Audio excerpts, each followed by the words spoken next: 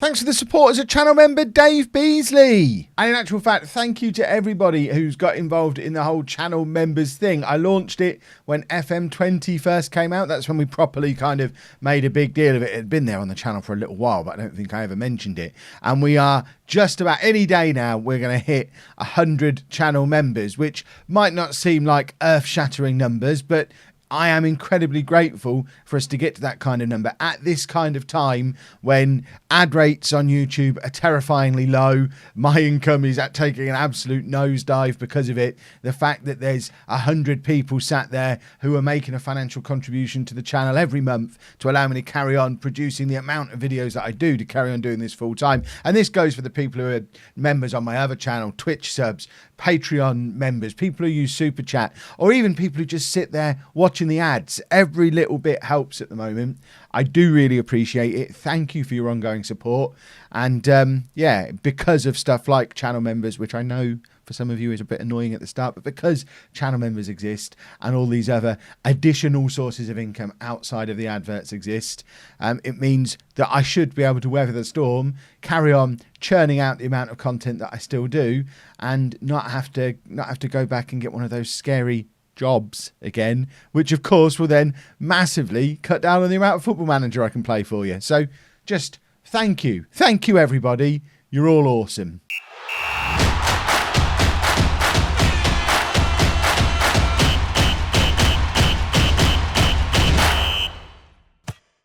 Hello and welcome to Club 6, Part 5 of Non-League to Legend. I'm Kevin. Coming up on today's episode, we have a La Liga game away against Sevilla and our, it's not our final, I think it's our 5th Champions League group game against Rangers, but it's the 3rd team, so you get to see one game from each of the 3 teams in our group. Since you were last with me, we have suffered our first defeat.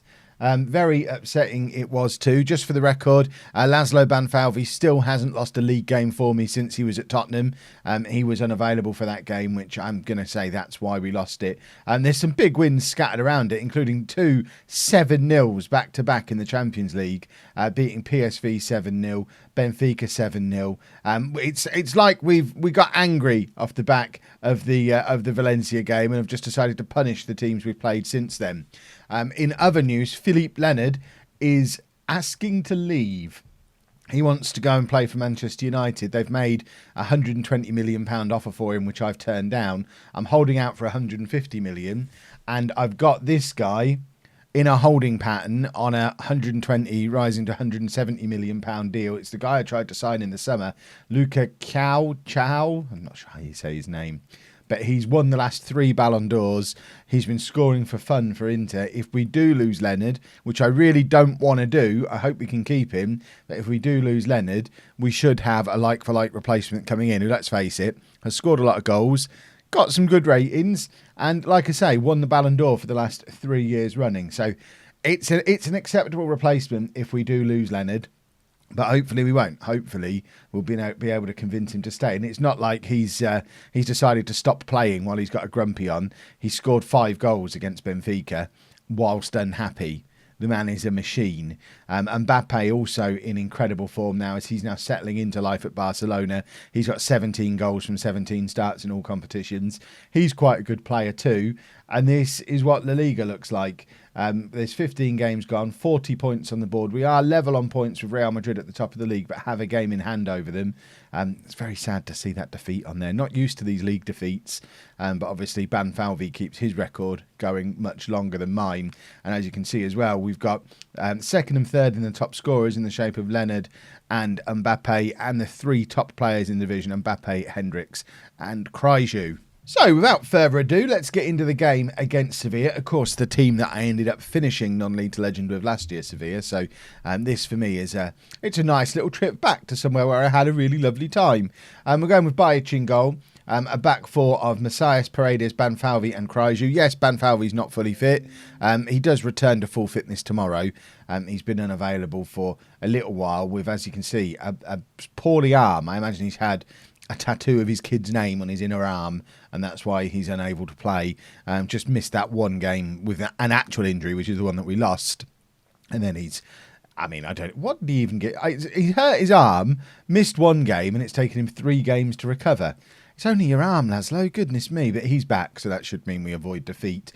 Vermonti at the base of the midfield with Gila and Hendricks ahead of him, and then Mbappe, Leonard and Pozibon as the front three. If you've been watching the FM Streamer Showdown over the weekend, which you should have done, I had a lovely time.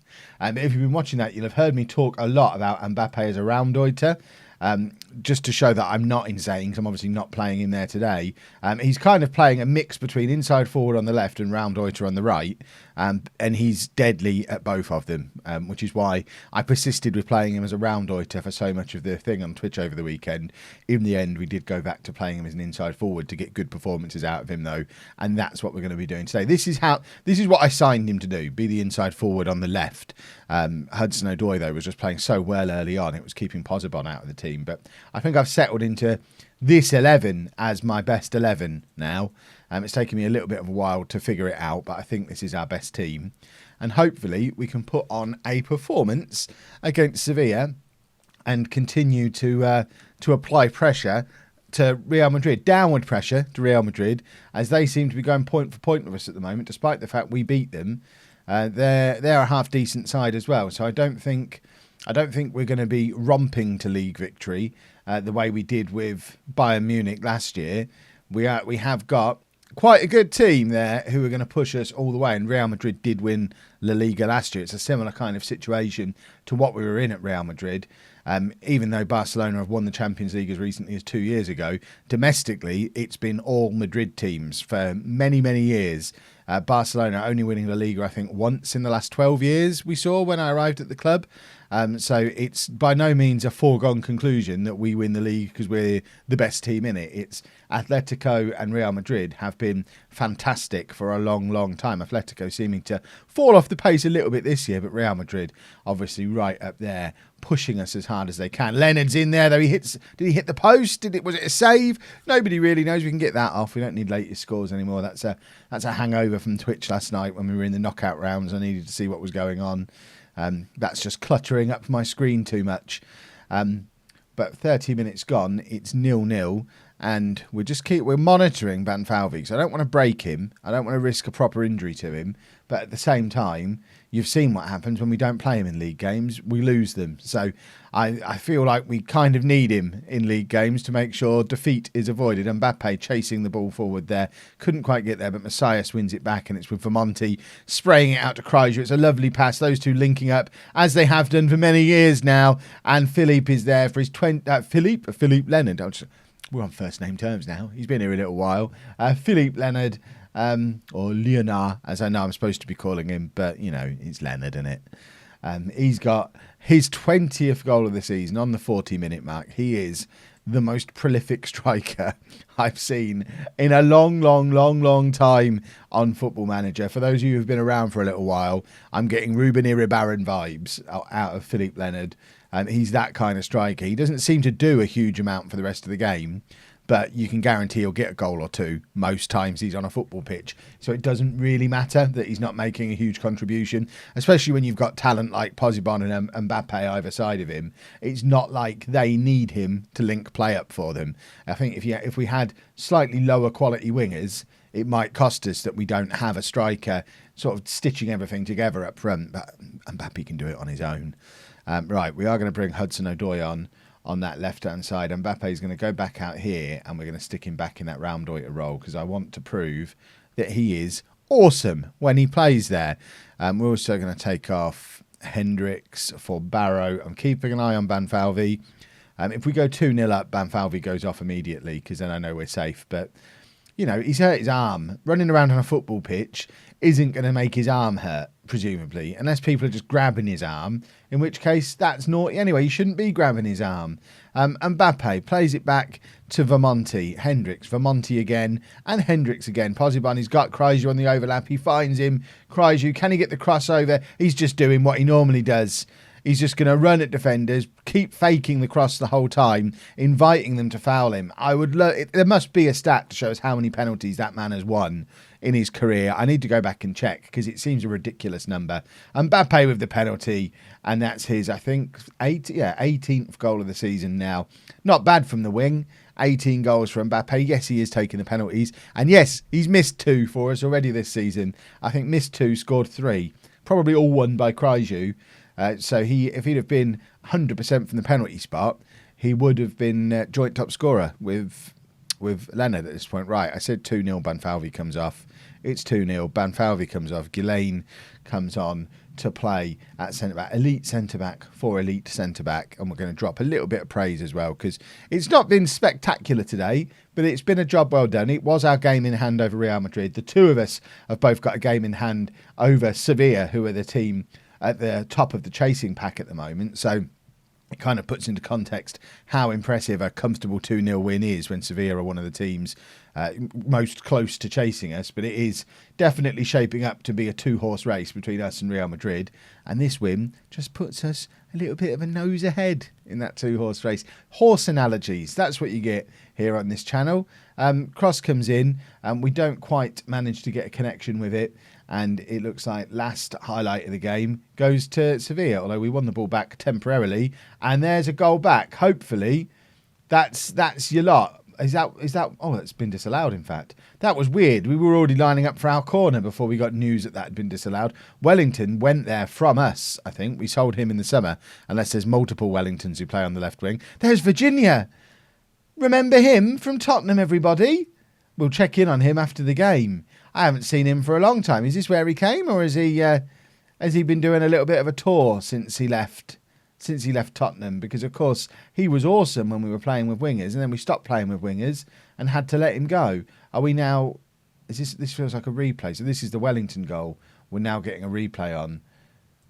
So there's a weird sequence of events that's gone on there. Right, there is Virginia. 29 years old now, still never played for Brazil, so I guess didn't quite fulfil the potential that he looked like he had that first season when we loved him so much. And yeah, he did go to Sevilla, 39.5 million, and it looks like he's done all right there, but never good enough to play for Brazil. So we were right to sell him way back when. Right, I am pleased with that performance. And now we go into the Rangers game. Because I haven't touched this save since last week, I don't know if we've already qualified. We must have already qualified with 2 7-0s in a row. We have. So Rangers have qualified with us. Wow. In a group that has PSV and Benfica in, Rangers are already through with a game to spare. So this is just the final game of the group, and we get to go and have some fun, hopefully. Or they might be thinking the same thing. Perhaps they're going to have some fun with us. So with both of us already through to the next round and us already confirmed as group winners as well, I thought it might be nice to do a little bit of rotation. So that's exactly what we're doing. I would have brought Helder in goal, but because of the way Spanish football seems to work, he's not fit. I mean, I guess he did pick up an injury there. That might be what it is. But I'm wondering if the fact that he's not actually getting any game time for anyone because of the way B teams work. Normally, my backup goalkeeper would be regularly playing for the under-23s or the under-19s or whoever it might be. But Helder is literally just sitting there doing nothing. So it would have been a nice opportunity to bring him in, but his match sharpness is so far away. I don't want to break him. What do you do with goalkeepers, backup goalkeepers in La Liga? So Bajic stays in goal, but then it's a very much changed team ahead of that, aside from Banfalvi and Paredes, who we're trying to get game time back into Banfalvi, and Sid is playing at left back, and my other centre back Ghislaine is not available because we couldn't fit him in the squad at the start of the season, so we couldn't rotate as much as we wanted at the back. So Sid, Paredes, Banfalvi, and Berisic at the back. And the youngster Powells, or is it Powells? He's Belgian. Is that going to be Powells or Pavels? It's probably Powells, isn't it?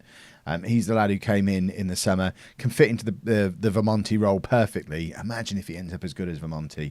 Barrow and De Jong ahead of him. De Jong, who has now announced he's retiring at the end of the season, which is going to save us £220,000 a week, which is lovely stuff. Does mean we need another midfielder in, because we are a little bit light with central midfielders.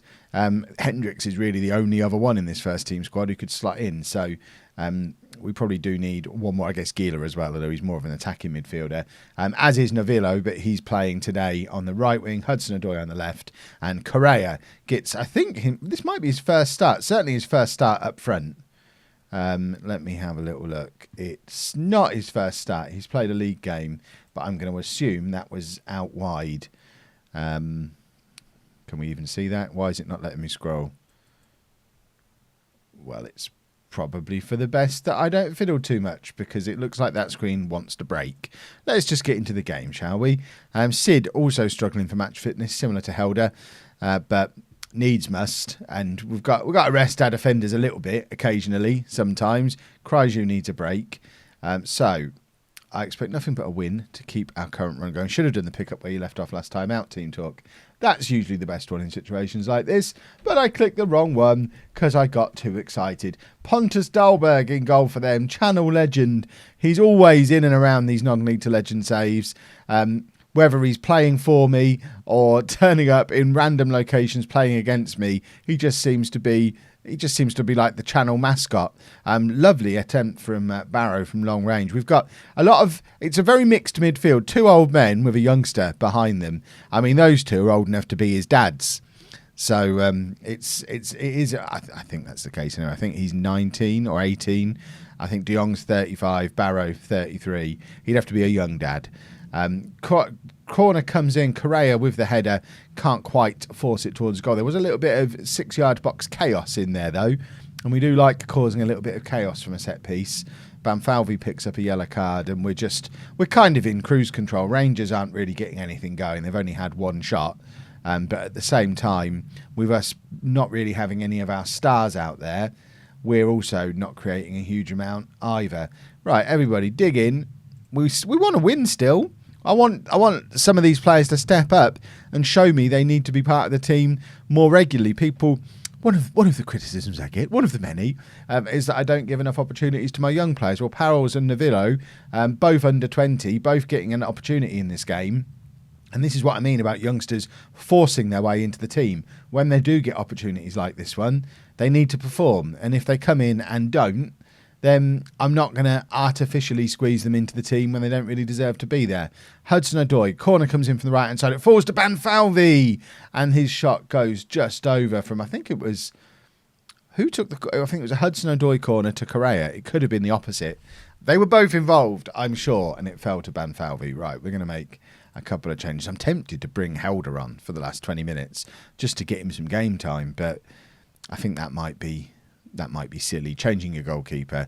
So what we should probably do is just bring on the big guns and go and try and win the game. So Leonard can come on for... Imagine this substitution. You're Rangers, you've weathered the storm, and then Leonard and Mbappe come on with 20 minutes to go. Oh, Barcelona did want to win this game after all. They were just resting players. Them 2 are on. We're going to ask for some creativity, and hopefully with those 2 on the pitch, we should be able to muster a goal up from somewhere. Final substitution is going to be Hendricks. I'm just deciding who to bring him on. We'll take De Jong off because De Jong is old and can't manage a full match these days. So Hendricks can come on for him. And we've now got 3 of the best players in the world who've come onto the pitch as substitutes as this game has gone on. And between the 3 of them, they should be able to get something going. Berisic down the right-hand side. Cross comes in for Leonard. Couldn't quite connect with it, but it falls to Hendricks, who shoots from range, and it whistles just past the post. Berisic is also attracting interest from Manchester United in a recent inbox message, and now Manchester City also linked with a move for Leonard, a £151 million move, so it does meet my asking price, but we've had no offer in. That wasn't good enough. The players who came in, not as good as... I think that illustrates maybe a little bit of a lack of depth here at Barcelona. We've got a good first 11, but a couple of injuries could potentially cost us. Right, we are going to push through from here. Obviously, we have a short winter break here in Spain, like a couple of weeks, which have weirdly been filled with friendlies. May as well just play league games if we're having to play a friendly on Boxing Day. But we'll probably push through to... I don't think we need to worry about the Super Coppa, do we? I guess we might even end up going as far as the first Champions League knockout game, because that gets us through another half dozen or so league games. It gets us through the January transfers, and it gets us into something interesting in the shape of the Champions League. If you've enjoyed that, please make sure you leave a nice big thumbs up on there for me. Subscribe to the channel for daily Football Manager videos, and thank you very much for watching.